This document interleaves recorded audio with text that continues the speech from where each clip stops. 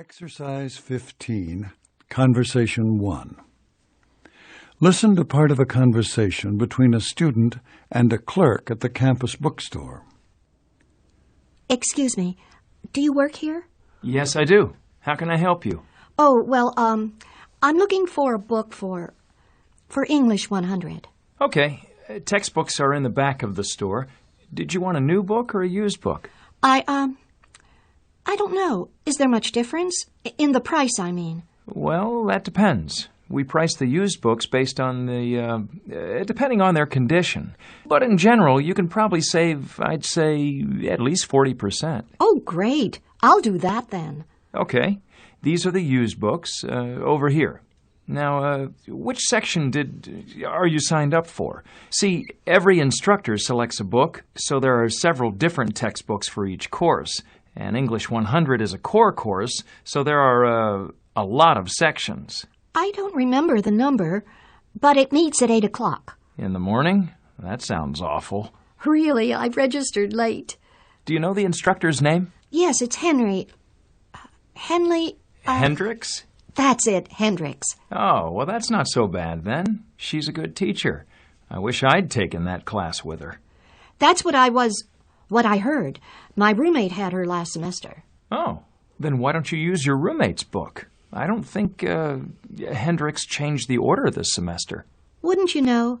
My roommate sold all her books at the end of the term. Oh, so she sold the one for this course? Too bad.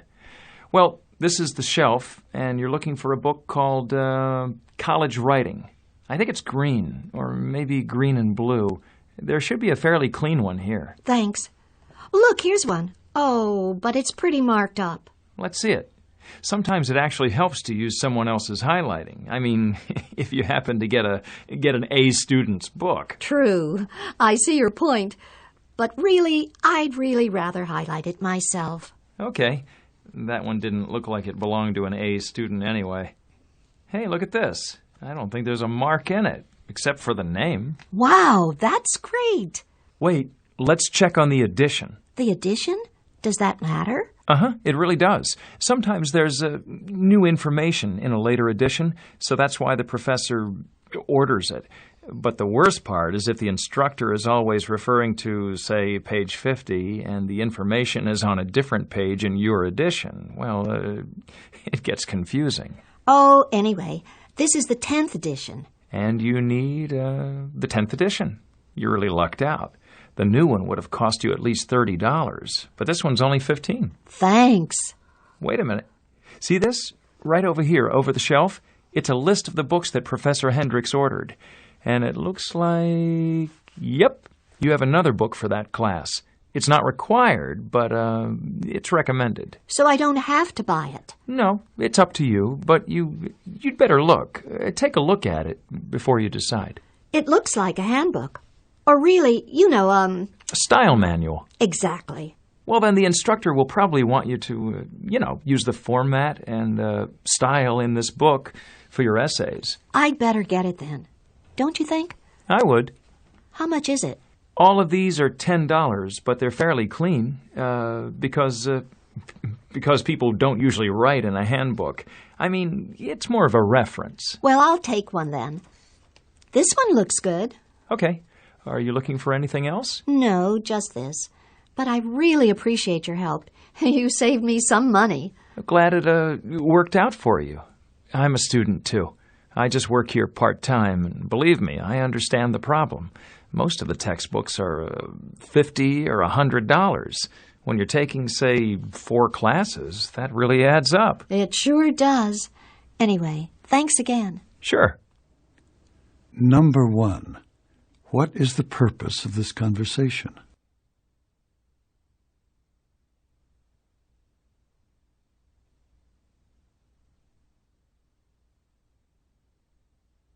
Two. Why didn't the woman use her roommate's book?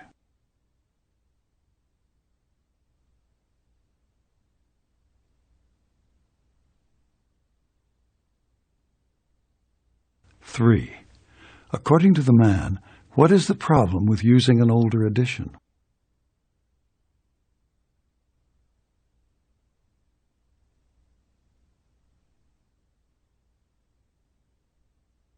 4. Why does the woman buy the style manual?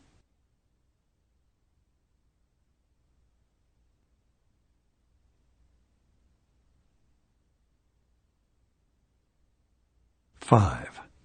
Listen again to part of the conversation, then answer the question. I don't think Hendrix changed the order this semester. Wouldn't you know? My roommate sold all her books at the end of the term. Why does the woman say this? Wouldn't you know?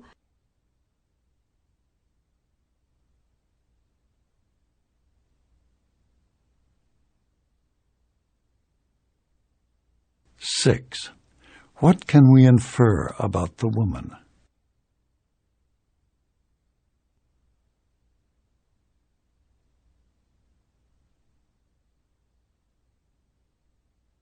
Conversation 2. Listen to part of a conversation between a student and a librarian. Hi, is it true that I can search the library catalog from home? From my home computer? One of my friends at the dorm told me I could do that, but I live off campus, so I wasn't sure whether it would work for me. You're talking about the Oasis catalog, which is the online library catalog system. Here, it's easier if I just show you at this computer terminal. Okay, thanks. See, first you get online. Oh, I get it. It's all through the internet. Right. You click on a browser, then go to the library, the home page. Wait. The home page is www.awu.com. Right. See all those options? Oasis is what you want for the catalog. So you click on that. Okay.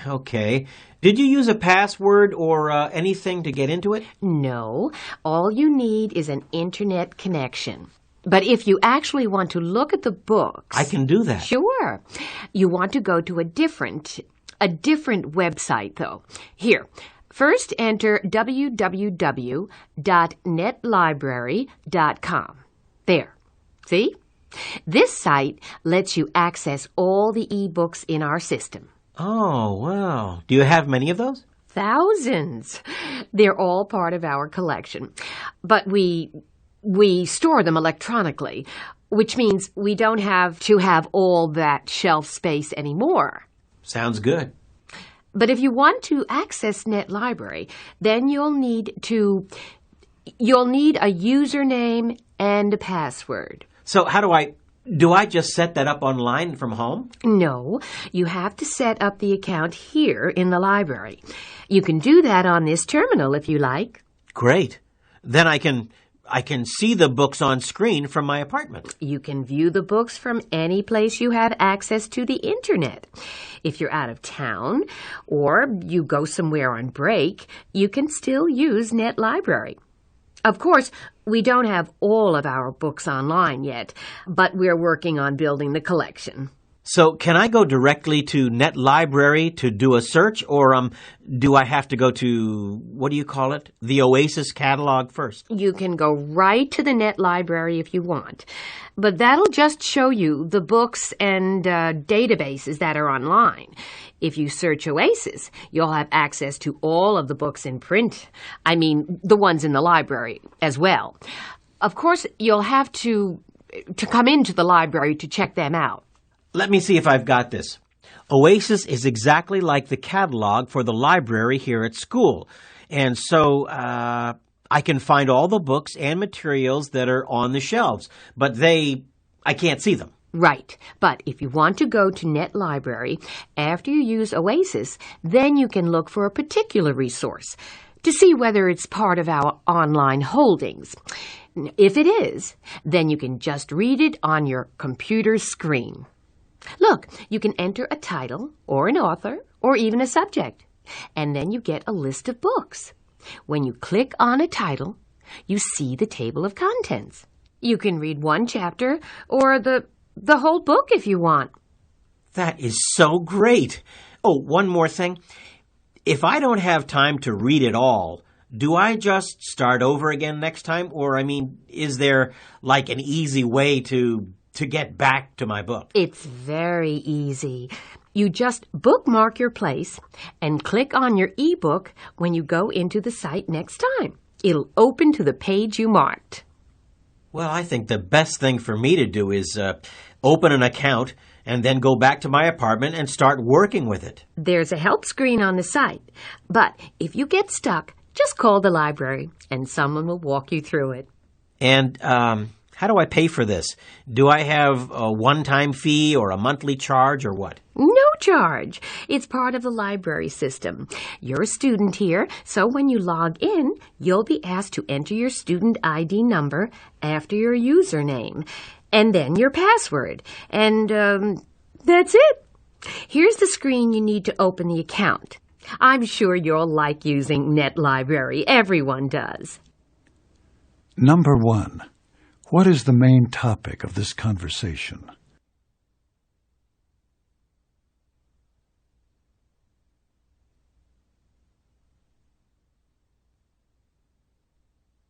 Two. What is Oasis?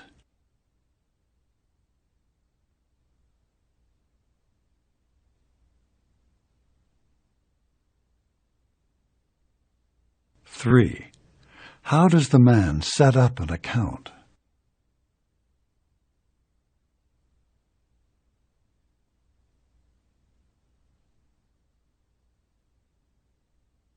Four. How does the man pay for NetLibrary?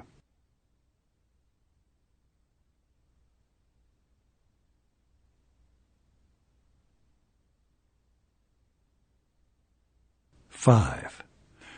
Listen again to part of the conversation, then answer the question. Let me see if I've got this. Oasis is exactly like the catalog for the library here at school. And so I can find all the books and materials that are on the shelves, but I can't see them. Why does the man say this? Let me see if I've got this.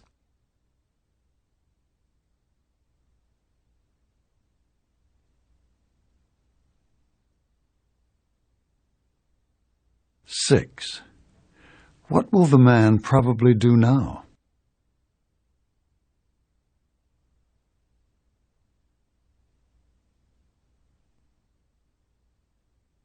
Exercise 16. Conversation 1. Listen to part of a conversation between a student and a secretary at the newspaper office. I'd like to put an ad in the newspaper, please. A classified ad? Yes, I want to sell my furniture. I'm moving. I see. May I have your name, please? Bill Martin. Martin? YN. Okay, Martyn. And your address, Mr. Martin? For the next few weeks, I'll be at the Garden Apartments on Book Boulevard. Is that where you want to be billed? No, I'll probably be gone before a bill could be sent. I'm just going to pay cash. Okay. The rates are by the inch, not by the word. So if you want to use abbreviations, that might save you some money. Oh, that's a good idea. I have everything written out here, but I'll just check it over before I give it to you. Maybe I can use some shorter words, too. Okay. You can use that table over there to make your revisions. Just bring it back to me when you're ready. Number 1. What prompted the conversation?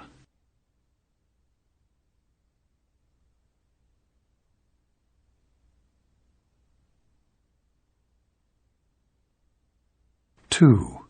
What does the man want to sell?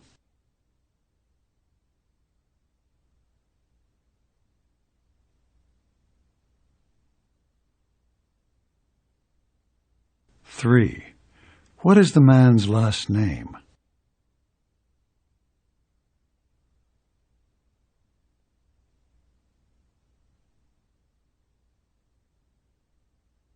Four. How will the man pay?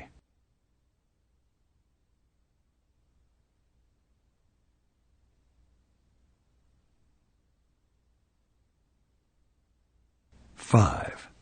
Why does the man decide to revise what he has written?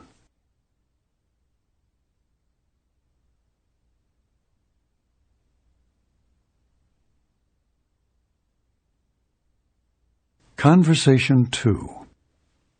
Listen to part of a conversation between a student and a sales clerk at the family store. Will that be cash or charge? We also accept debit cards if they are on a local bank.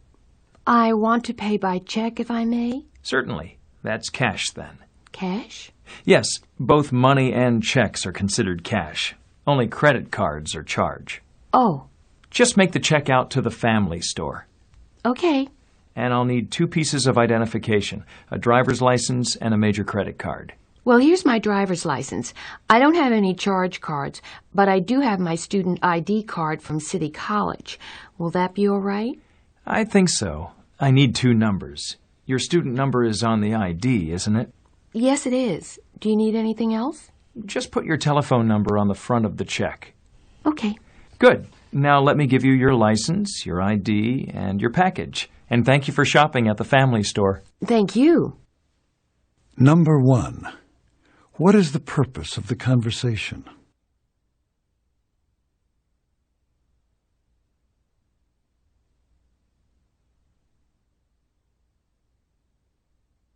Two. What is meant by the term cash?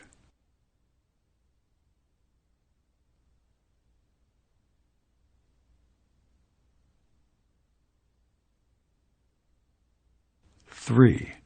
How does the woman pay for her purchase?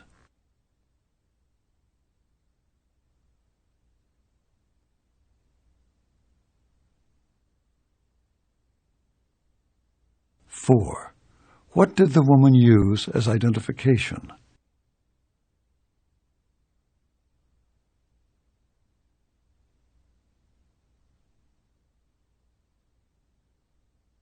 Five.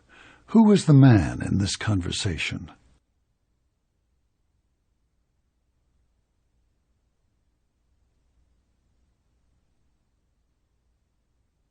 Exercise 17. Conversation 1. Listen to part of a conversation between a student and a professor on campus. I'm really sorry, Professor Irwin. I was sick yesterday. Look, I'm not upset that you couldn't keep the appointment, but it is common courtesy to call. You know that. Yes, I do. During registration, I have to see all my students, and sometimes they have to wait several days to get in. When someone doesn't show and doesn't call, that deprives someone else of an appointment time. You're right. I apologize. I didn't feel well, and I guess I just wasn't thinking straight at the time. Okay. Apology accepted. Now I suppose you need to set up another appointment. Yes, I do. Can you see me now if I wait? No. I can see you at 3 o'clock this afternoon or during my office hour on Tuesday or Thursday. Great. Your office hour is best. That's 2 o'clock, right? That's right. Which day do you prefer? Tuesday. Okay. Be there this time. I will be. Thanks a lot. Number 1. What is the main subject of the conversation?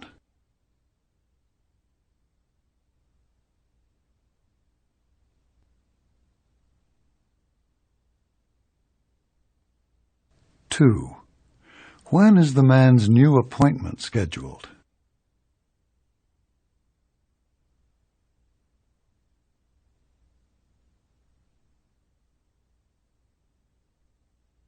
Three. What should the man have done about his first appointment?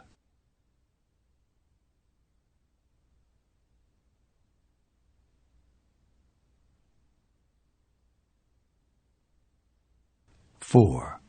What is the man's excuse?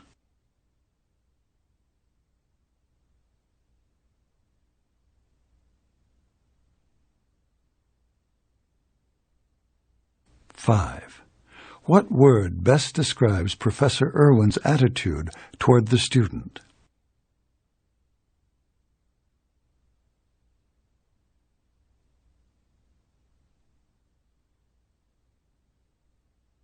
Conversation 2. Listen to part of a conversation between a student and a professor on campus. Dr. Newberry, could I speak with you? Sure. Come on in. I need to ask you to let me take the final early. May I ask why? Yes, it's because I bought a ticket to go home for Christmas, and my flight leaves on Tuesday. That's the day before the exam. Yes, well, Penny, the exam schedule is printed in the registration materials. You had to know the dates. Why didn't you buy your ticket for the day after the exam? Truthfully, I just made a mistake. And now I've got a real problem because the ticket is non-refundable, and I can't afford to buy another one. Dr. Newberry, I live too far away to get home for Thanksgiving and spring break like the other students do. This is my only chance to see my family during the school year. I'm sorry that it happened. But couldn't you make an exception this time? Or could you give me an incomplete and let me make it up next semester? Okay, anyone can make a mistake. You can take the exam on Monday. Thank you. I really appreciate this. Number 1. What is the woman's main purpose in this conversation?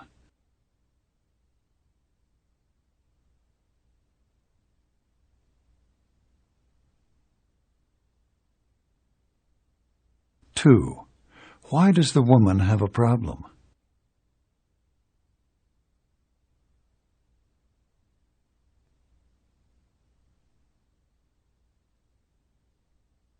3. On what day is the exam scheduled?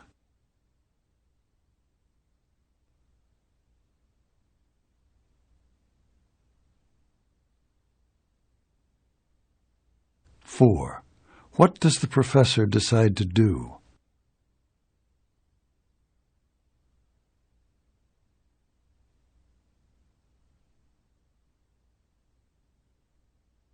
5. When does this conversation most probably take place?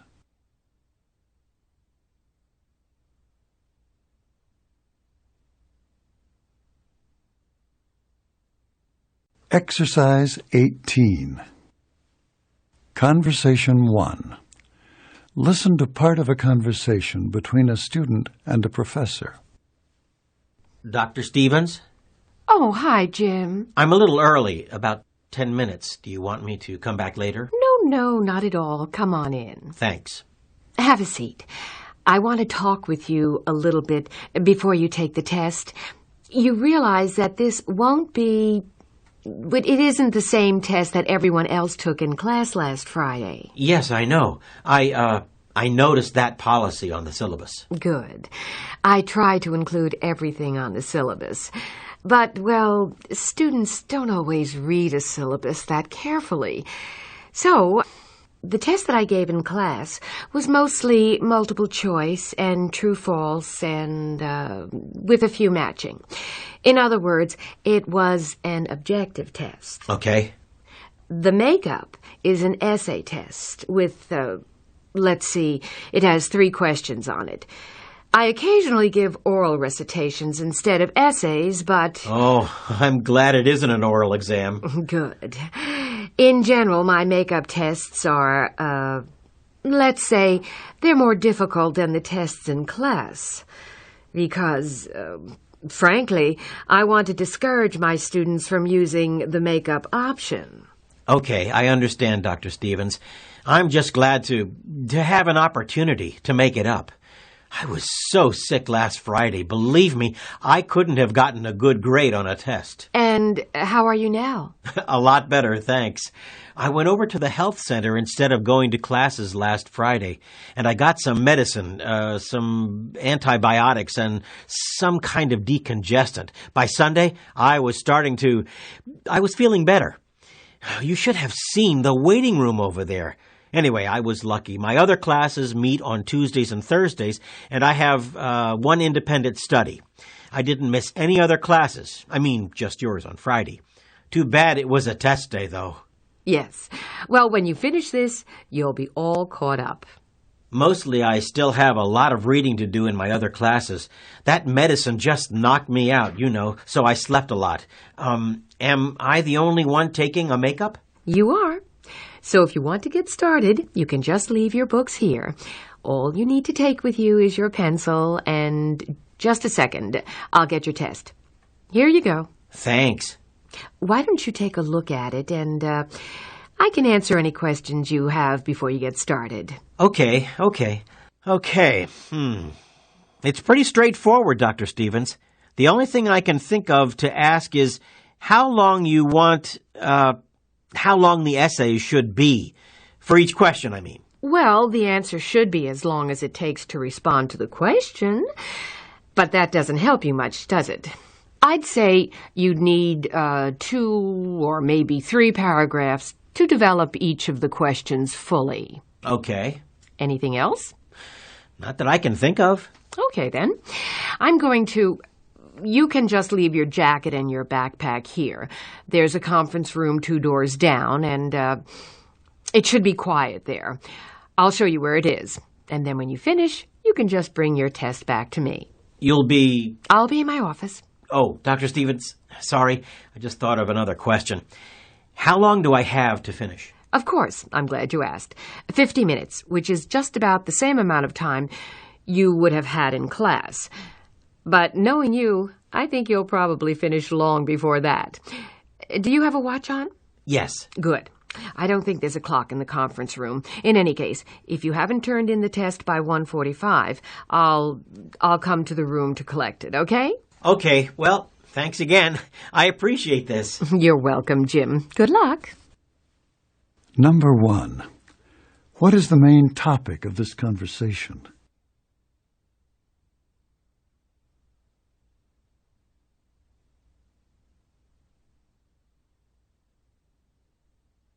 Two. Why did the man need to take the test?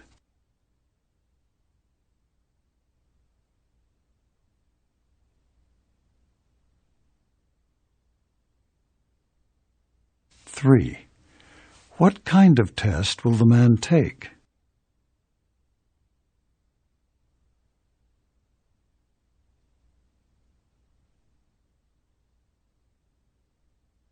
4. How long does he have to complete the test?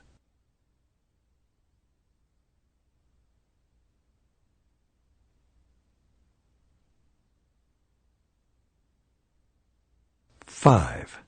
Listen again to part of the conversation, then answer the question. 50 minutes, which is just about the same amount of time you would have had in class. But knowing you, I think you'll probably finish long before that. Why does the professor say this? But knowing you, I think you'll probably finish long before that.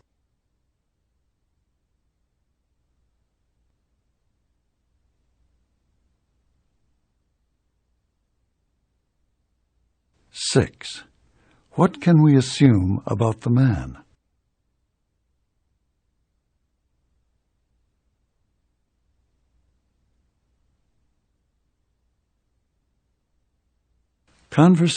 2. Listen to part of a conversation between a student and a professor. Dr. Jones? Hi, Marge. Hi. I was wondering whether to make an appointment with you or, whether I should come back while the secretary's here. Do you have time to talk now? My 2 o'clock canceled, so I'm free. That'd be great. What do you have on your mind? Well, I need your advice. I like your class. It's my favorite one. I'm glad. Are you a biology major? Pre-med, but biology is my emphasis. Good. And I'm looking at my grade book, and you have a B+ in the class. You could probably pull that up to an A before the end of the semester. I know I could. If I had the time to study. But the problem is, well, you see, I took 6 classes this semester, and that's okay. I can handle that. I've taken 6 classes before, and I've done all right, but 2 of my classes are lab classes. So I have the labs and the lab assignments on top of the classes, and I'm really in over my head. I see. Labs do take a lot of time. They do, if you do them right. So I thought, if you'd give me permission to drop your biology class, then I'd take it over again next semester. Well, it's very late in the semester to drop a course. You have only 2 weeks left before the final. I know. I can't do it without the professor's, without your signature, but I just don't see any other way. Marge, I'm sure you've thought this through, so Can you tell me why you decided to drop the biology class? You said it was your favorite class, and you're doing well in it. So I'm a little surprised that you didn't decide to perhaps drop another class instead. Oh, no. You see, I'll have to take the course that I drop over again. From the beginning, I mean, next semester. And I really like biology. And I really like the way you teach it, so I thought I wouldn't mind repeating it as much as, well, some of my other classes. I see. Well, have you considered taking an incomplete? Not really. I've never done that. I'm not even, not sure what it means. Marge, what you would do is continue attending class, but you wouldn't have to turn in your lab reports and take your final until next semester. Is that possible? Not always, but in this case, I'm willing to do it, with one condition. What's that? I want you to write a memo to your advisor explaining that the 18-hour schedule was too much and that you have indicated to me that you don't plan to take so many hours again. And I'd like to have a copy of the memo for my file. Oh, Dr. Jones, I'd be glad to do that. I really learned my limits this semester.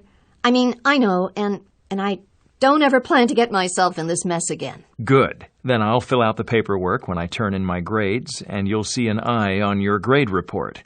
And Marge, I should tell you that if you don't complete the requirements for the course by the end of next semester, then you'll receive an F for the class. That won't happen. I'll finish my lab reports and study for the final over the break, and if it's okay with you, I'll just take the exam as soon as we get back. In January, I mean. That's a good plan. Number 1. What is the purpose of this conversation?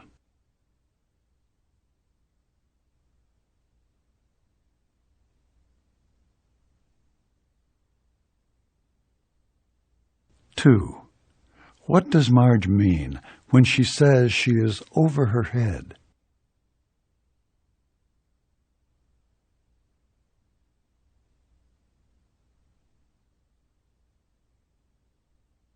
Three. Why does Marge want to drop the biology class?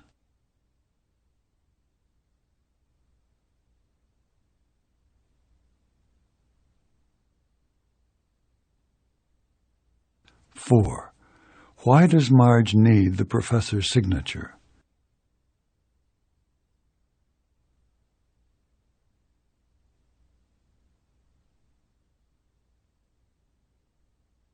Five.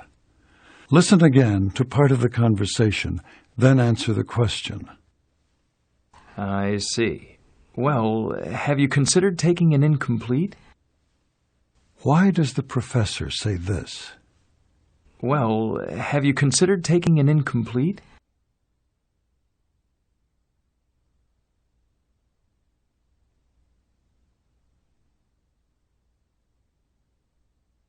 Six. Why does Dr. Jones want Marge to write a memo to her advisor?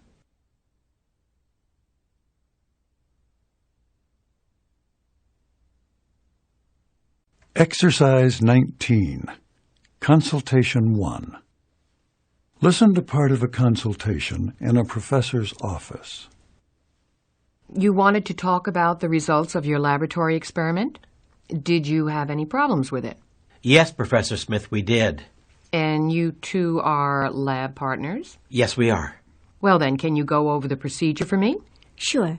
First, we put 10 grams of crushed limestone in a bottle. Anything special about the bottle? It was a gas-collecting bottle with a one-hole stopper and bent glass tubing. Very good. So you put the limestone in a gas-collecting bottle. Then what? Then we poured in 10 milligrams of hydrochloric acid, put on the stopper, and collected a bottle of carbon dioxide. Right. What was the method of collection? Water displacement. Good. Then we lit a magnesium ribbon and put it in the bottle of carbon dioxide. And carbon deposits began to form on the bottom of the bottle. You see, we didn't have any problem with procedure. Well, we had a little problem getting the magnesium ribbon to stay lit until we could get it into the bottle. Okay, but we did it. The big problem was that we really didn't understand what happened. Did the magnesium combine with the oxygen in the carbon dioxide? You have just answered your own question, Bob. The burning magnesium broke the carbon-oxygen bonds in the carbon dioxide, and then the oxygen combined with the magnesium to produce magnesium oxide. And the carbon was freed to deposit itself on the bottle. Exactly. Number 1. What is the purpose of this consultation?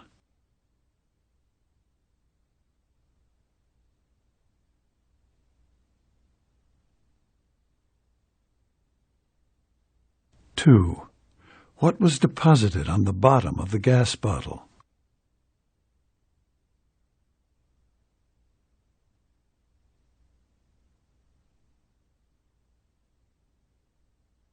Three. What caused the deposits?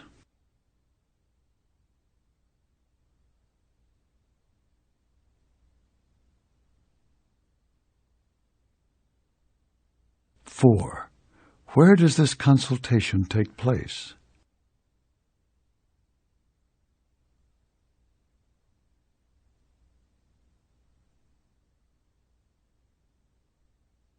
Five. What can we infer from this consultation?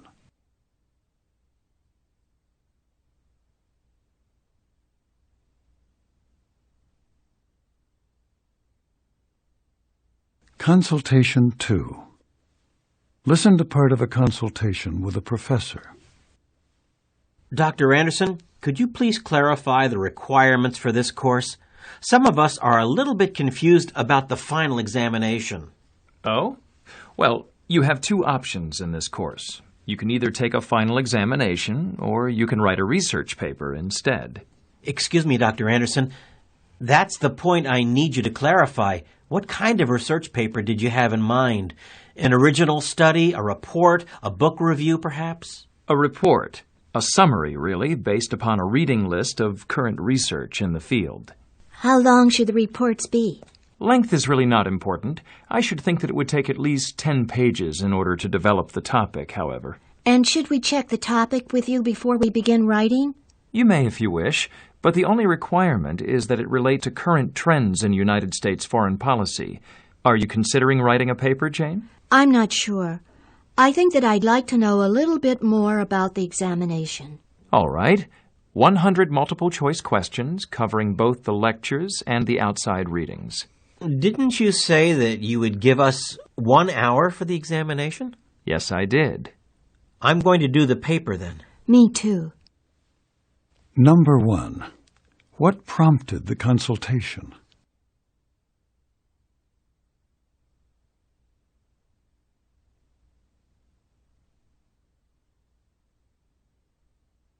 Two.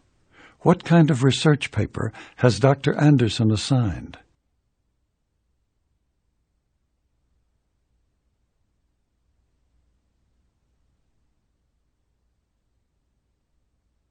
Three.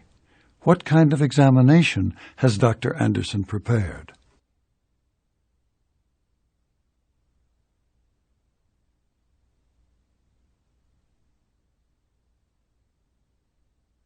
Four.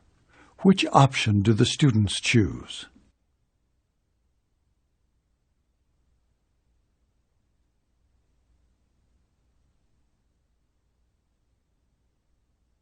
Five. Based upon the consultation, which course does Dr. Anderson most probably teach?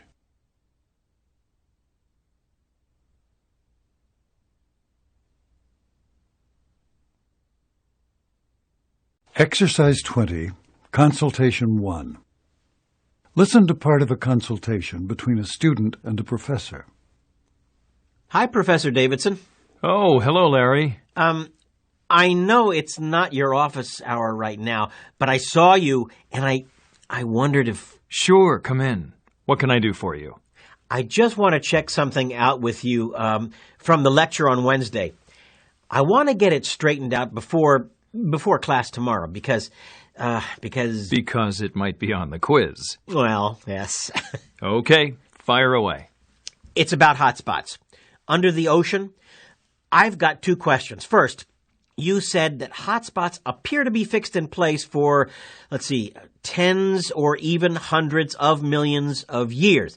And they're stable even when the lithospheric plates move over them. And then you said that volcanic activity is stronger at hotspots. Right so far.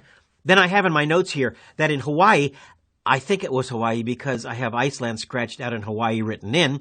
So I think it was in Hawaii where the hotspots have active volcanoes under the ocean. And the volcanoes continue to erupt and that builds the island. Right again. Now, here's the part that gets confusing. I wrote this down. The quantity of lava produced by hotspot volcanoes is so large that such volcanoes are the tallest topographic features on Earth's surface. Larry, that's exactly what I said in my lecture. But then this is what I can't figure out. I wrote that the mountains in Hawaii are only about 4,500 meters above sea level. Oh, now I see your problem. The island actually rises 5,500 meters. That is, 5,500 meters from the sea floor to the surface of the ocean. From the surface of the ocean. So then, I need to add 5,500 meters to the 4,500 to calculate the actual elevation from the surface of the planet, which is actually the ocean floor. Exactly. Well, that takes care of one of my questions. Okay. What else do you have? It's about hotspots again. The ones remaining in place as the plate moves over them. What did you say about chains of islands? Like Hawaii, to use that example again. Okay. Visualize a hotspot on the ocean floor. It doesn't move, but the plate moves over it, and the plate carries one of the Hawaiian islands that the hotspot has created away from the hotspot that formed it. But the hotspot is still active, so it's still building an undersea formation the undersea formation will become another island close to the first island. Okay, and then the plate moves the second island away from the hotspot, so a chain of islands, that's how a chain is formed, from the same hotspot. From the hotspot and the movement of the lithospheric plates. The lithospheric plates. Lithospheric just means Earth's crust and the upper part of the mantle. So this process is going on all the time. It is. In fact, if volcanic activity continues at its present rate, another island may be appearing at the end of the Hawaiian chain. Really? We've given it a name already, Loihi.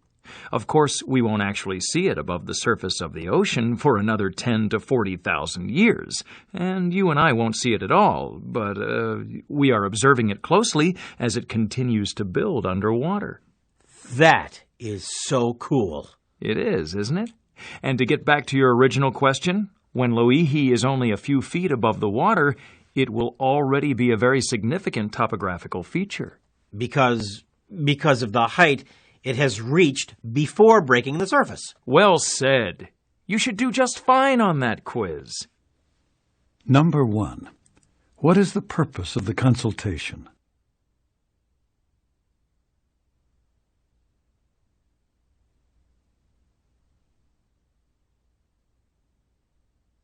Two. What is the main topic of this consultation?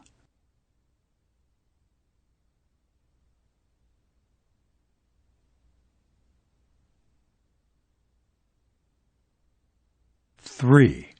What is the altitude of Hawaii?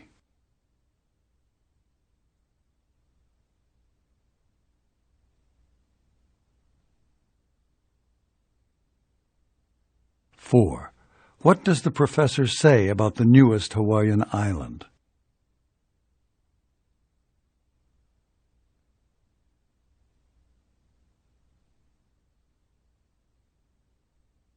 5. Listen again to part of the conversation, then answer the question. Of course, we won't actually see it above the surface of the ocean for another 10 to 40,000 years, and you and I won't see it at all, but we are observing it closely as it continues to build underwater. Why does the professor say this? And you and I won't see it at all.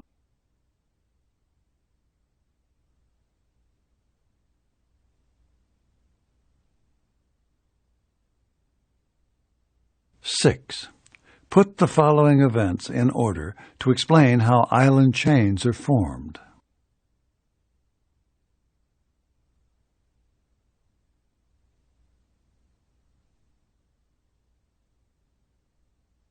Consultation 2.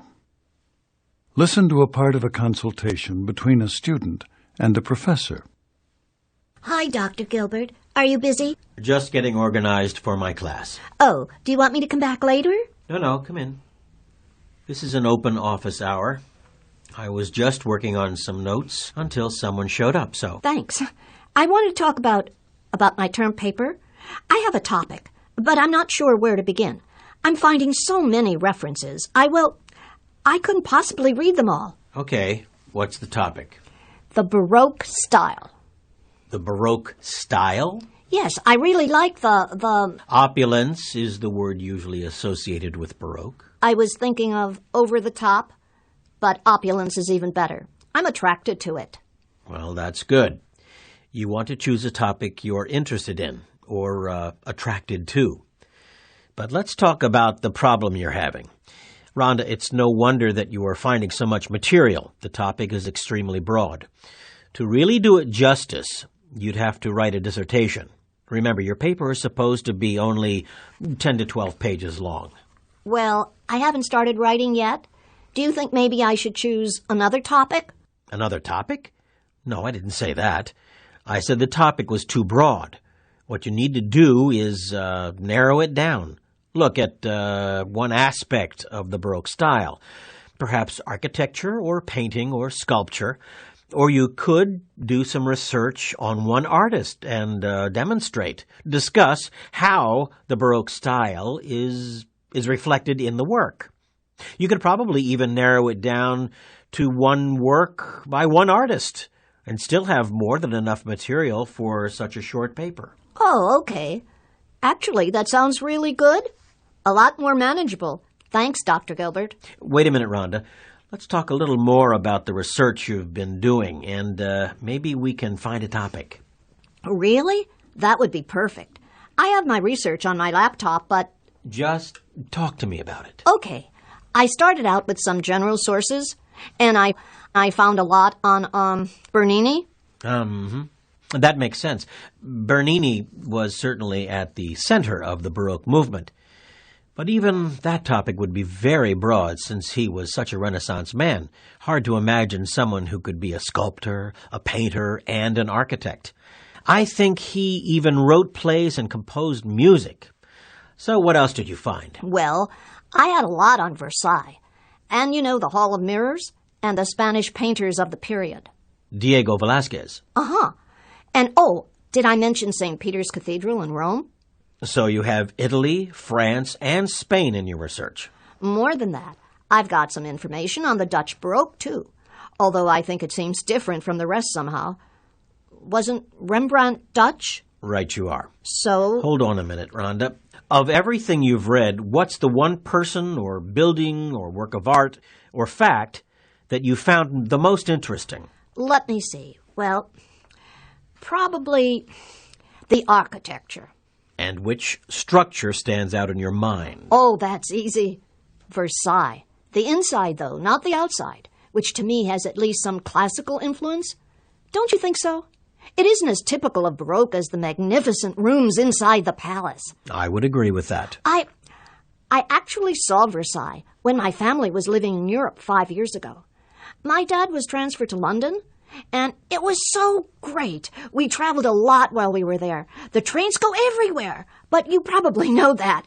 I didn't get to Italy and Spain, though. I'd like to someday. Well, let's see what we've accomplished. You started out with Baroque, which was very broad, and you said that you were interested in architecture, which limited the topic somewhat. And let's see, then you found one building. Versailles. And as I understood you eliminated the outside of Versailles, so your topic is much more narrow now if you choose to write about the interior of Versailles. Frankly, that's still a major topic. Is it? So, do you think I should narrow it even more? I do. Remember, a 10-page paper is only a few thousand words, and I should think 15 to 20 sources should be more than enough. Well, then, how do I put this? Do you think I could find enough to write about, if I just focused on the Hall of Mirrors? I think I have more than 20 sources about that in my list already. I'm sure you could. In fact, you should probably think about an even more specific aspect of the hall, something that would interest you. There has been a tremendous amount of research on it. Look, why don't you go back to your research files and try to come up with a title? We can talk about it more after you have a title. And then I'll try to direct you to some specific resources if you don't have enough material already. How's that? That would be perfect. Maybe I can have it figured out. I'll try to have it by class tomorrow. Number 1. What is Rhonda's problem?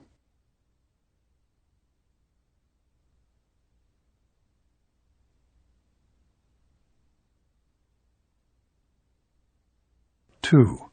How long should the paper be?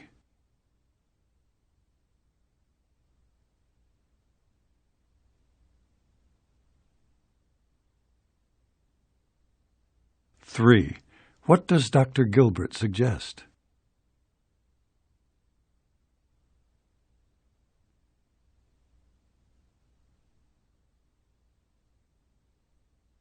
4. Where did Rhonda's family live 5 years ago?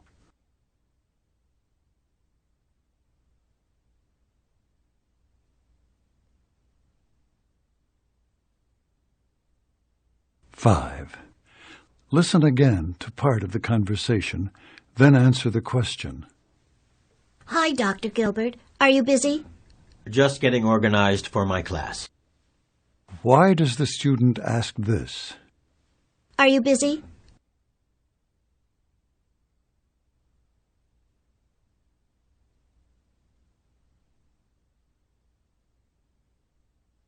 6. What will Rhonda most probably do?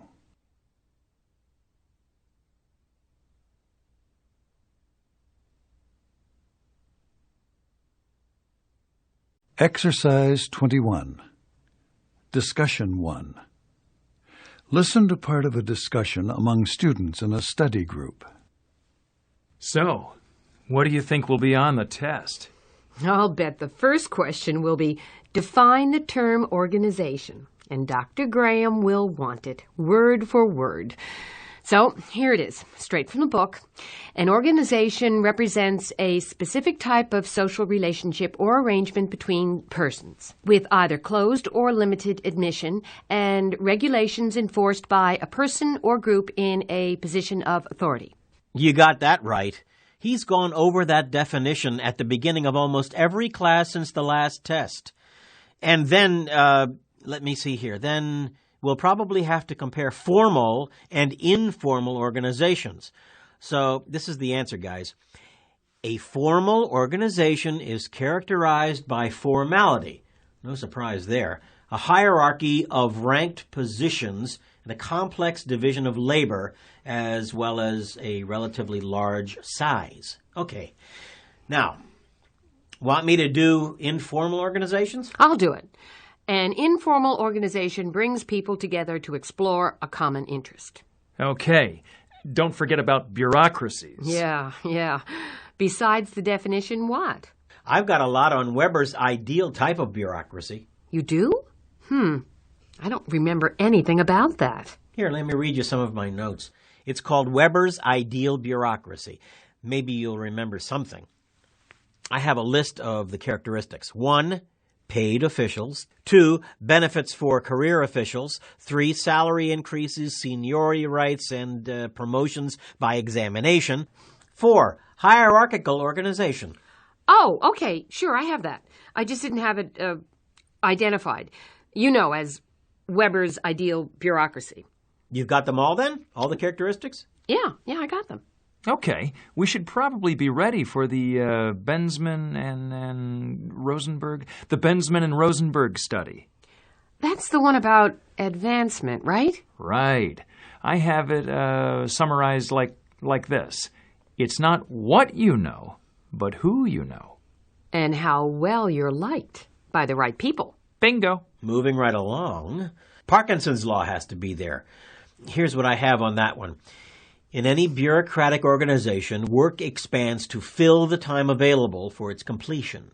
I always get that mixed up with the, what's the other one? You know, the Peter Principle. No, listen, the Peter Principle is, in any hierarchy, every employee tends to rise to his level of incompetence. Okay. So what does that mean, really?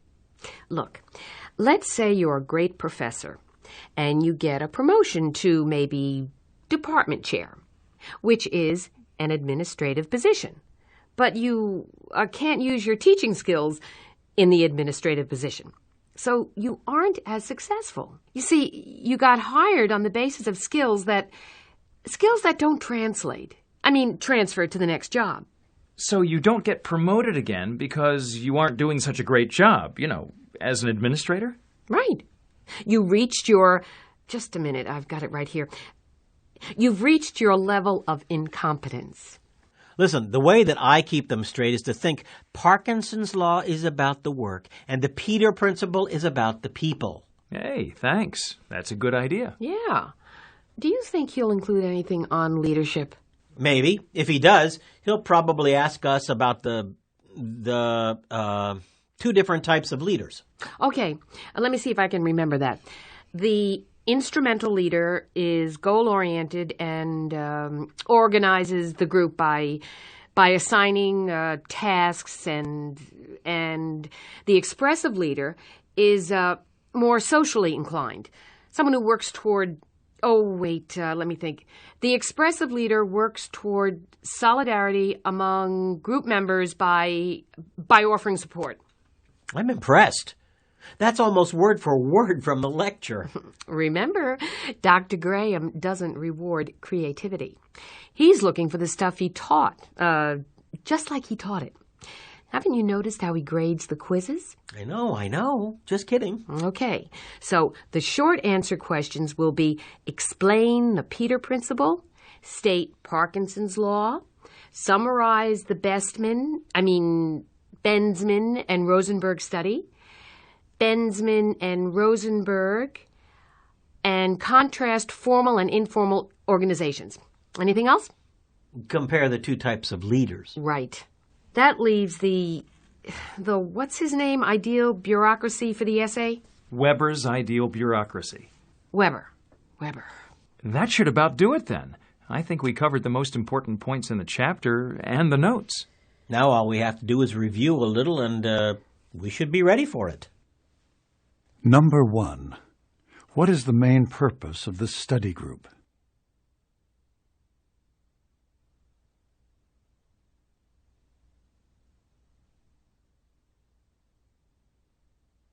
Two, who has identified an ideal bureaucracy?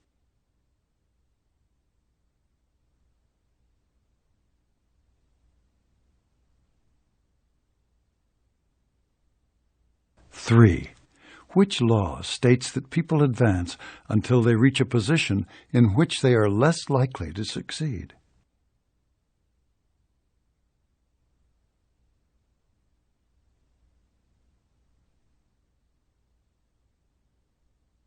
Four, which topic will probably appear as an essay question?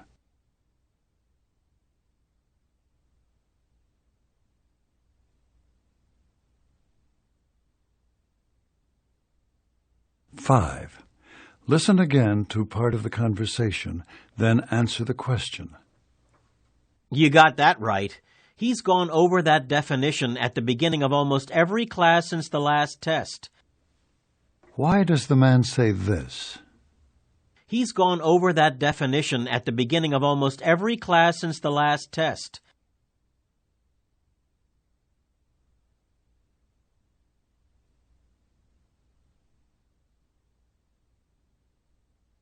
Six, what can we assume about Dr. Graham?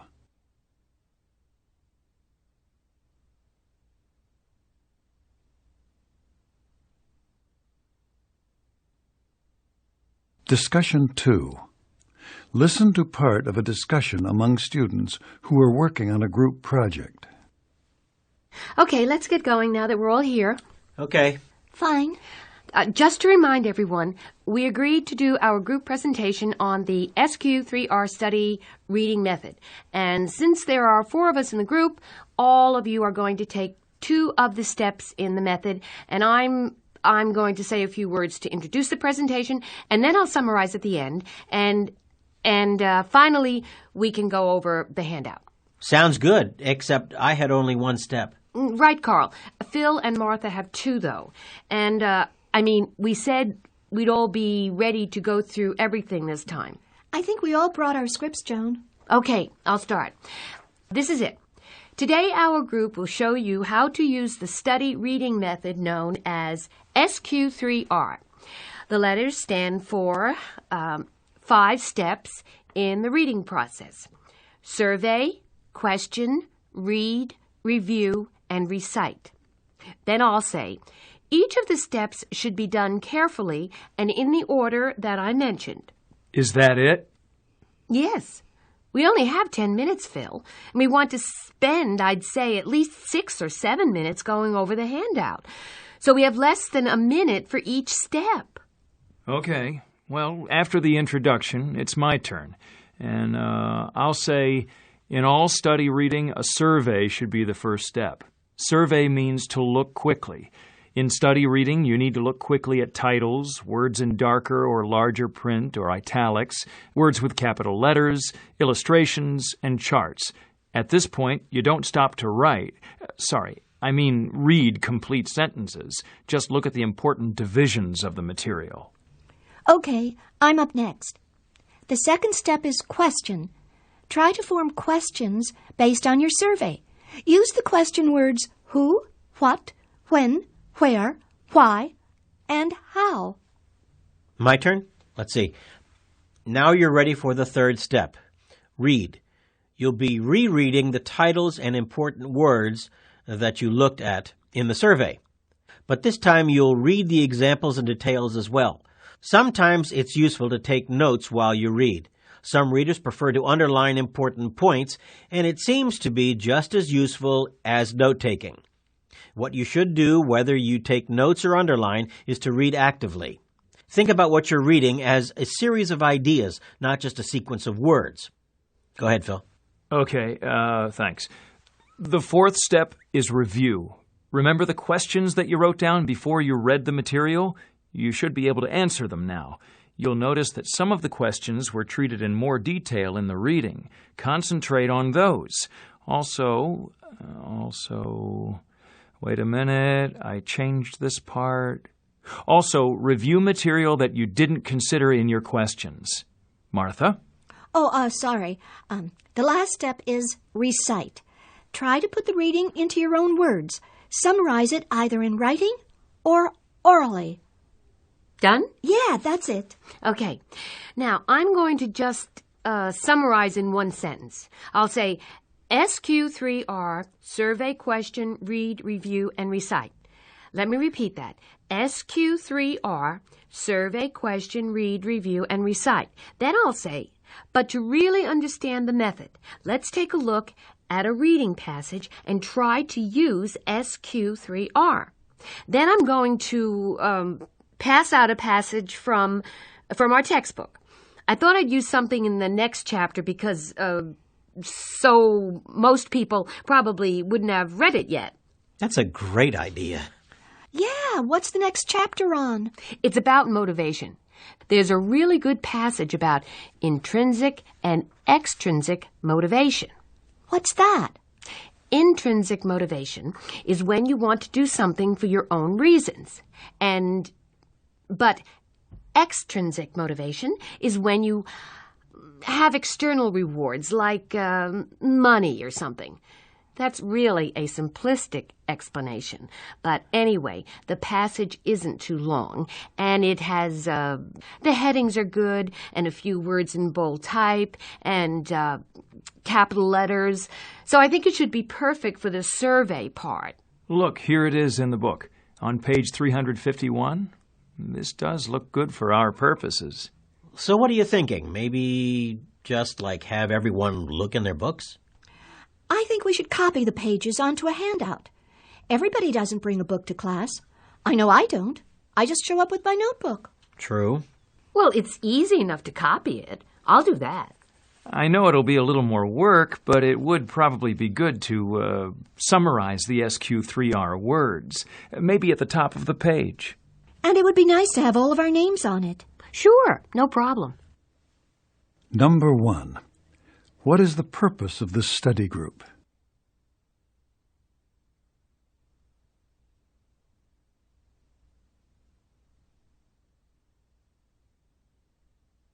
Two. What do the letters in the SQ3R method represent?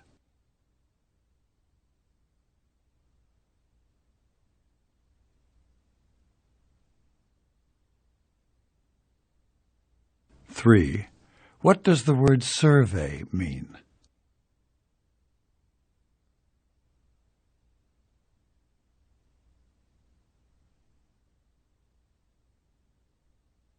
Four.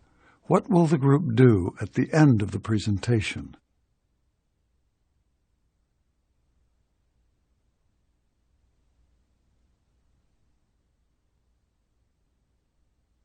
Five. Listen again to part of the conversation, then answer the question. At this point, you don't stop to write. Read complete sentences. Just look at the important divisions of the material. Why does the man say this? Read complete sentences.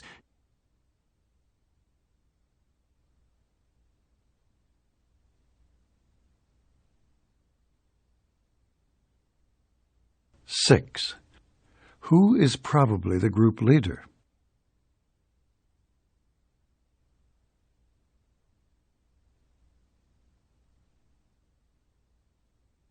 Exercise 22. Talk 1. Listen to part of a talk by a college professor. Your test on Friday will cover material from both of your textbooks, my lecture notes, and your lab assignments. There will be 50 multiple-choice questions and 5 short-answer essay questions.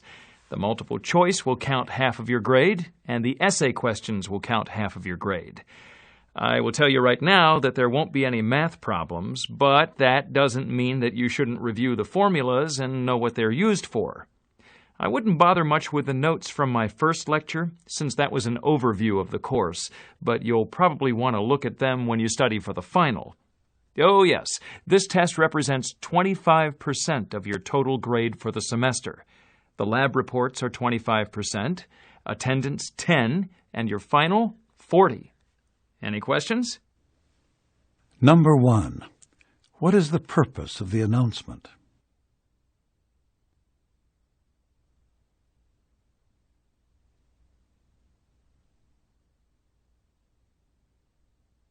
Two.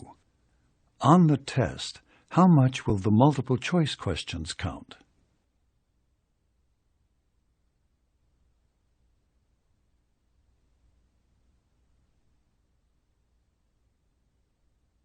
Three. For what percentage of the total grade will the test count?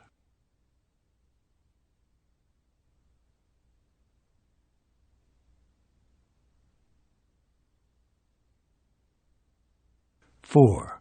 What does the speaker say about math problems?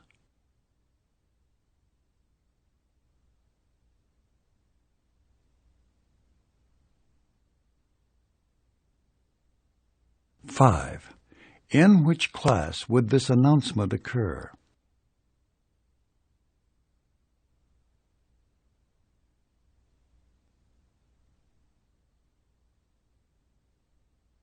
Talk 2. Listen to part of a talk by a college professor. Before you start writing your term papers, I would like to clarify the differences among paraphrasing, quoting, and plagiarizing.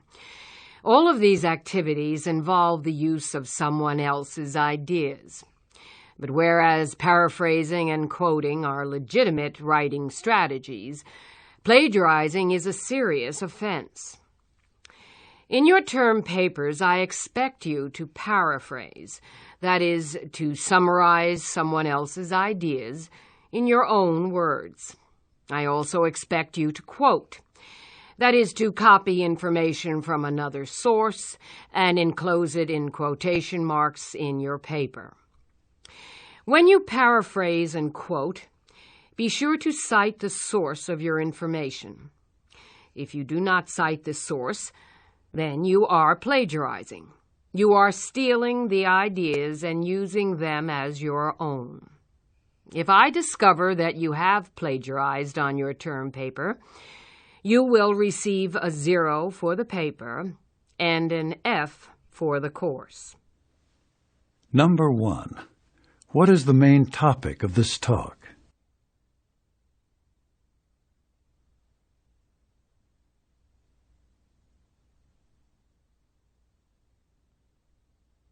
Two. What is plagiarizing?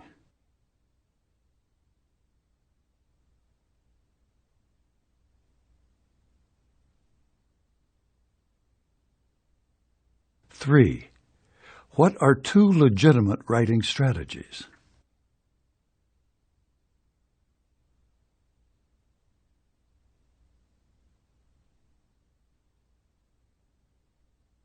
Four.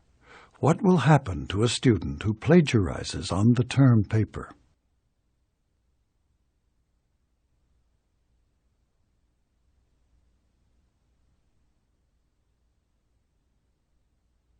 Five. Who is the speaker?